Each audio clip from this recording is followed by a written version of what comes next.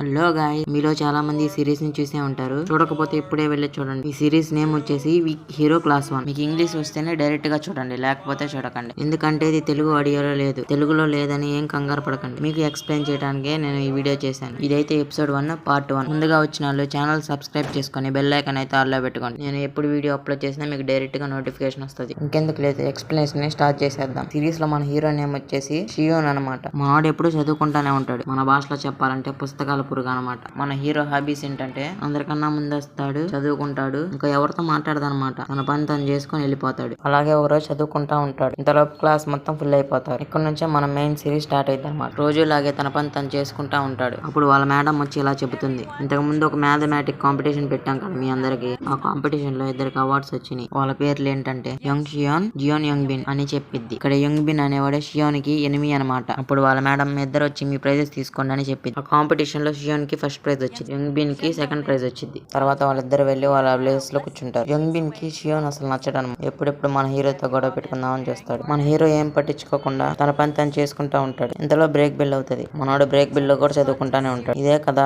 అవకాశం అని young bin అయితే గొడవ పెట్టుకుందామని చూస్తాడు. అప్పుడు యంగ్ బిన్ వాళ్ళ ఫ్రెండ్ తో ఇలా అంటాడు, హే నీ చెప్పుని నాకు ఇవ్వు.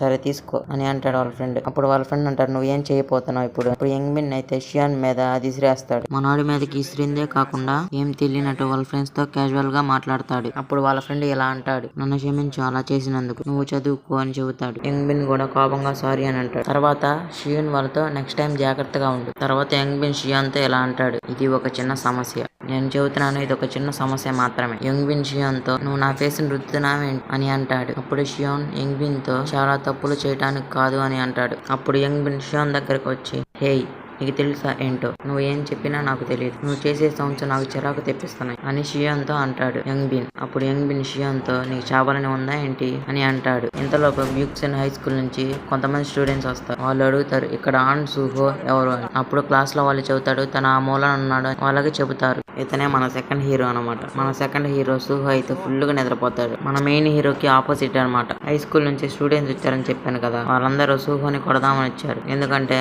మనాడు ఒక అమ్మాయిని గెలికాడు.